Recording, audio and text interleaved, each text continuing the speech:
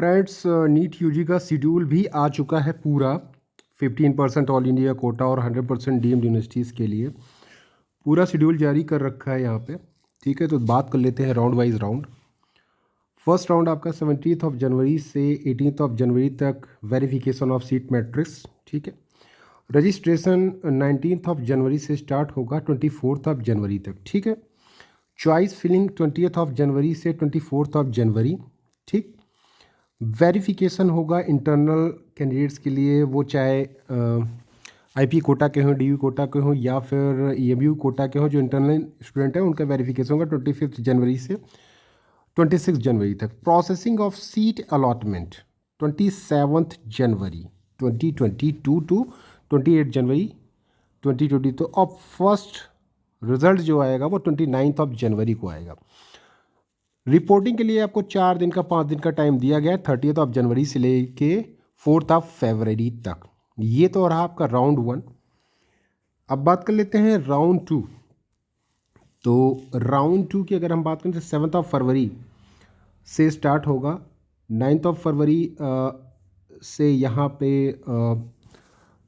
ये पूरा शेड्यूल होगा। चॉइस फिलिंग 10 फरवरी से स्टार्ट होगी। ठीक है, 14 फरवरी, 15 और 16 फरवरी को प्रोसेसिंग होगी। 17 फरवरी को मीन्स 15 और 16 को आपका वेरिफिकेशन और 17 फरवरी को आपका प्रोसेसिंग, 19 फरवरी को आपका रिजल्ट और 20 टू 26 फरवरी ये आपका यहाँ पे रिपोर्टिंग होगी। ठीक है, मॉपअप राउंड। ठीक है, मॉपअप राउंड की बात कर लेते हैं। तो मॉपअप राउंड आपका 28 फरवरी से 1 मार्च। ठीक है, इसके अलावा अगर हम बात करें चॉइस फिलिंग का यहाँ पे टाइम दिया हुआ है 3 मार्च।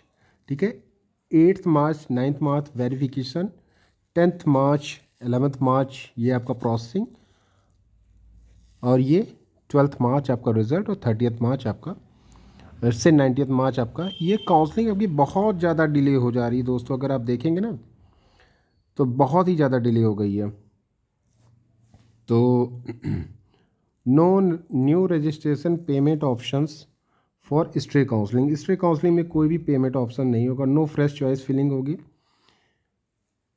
ठीक है, इसके अलावा eligible candidate who are not holding any seat can only participate in online stray vacancy round. ठीक है, allotment of seat online by running software. ठीक है, और सबसे इम्पॉर्टेंट बात इसमें एक है कि no fresh choice filling will be conducted for online stray counselling. आपकी फ्रेश चॉइस फिलिंग यहाँ पे नहीं होगी, सबसे इम्पॉर्टेंट बात ये है।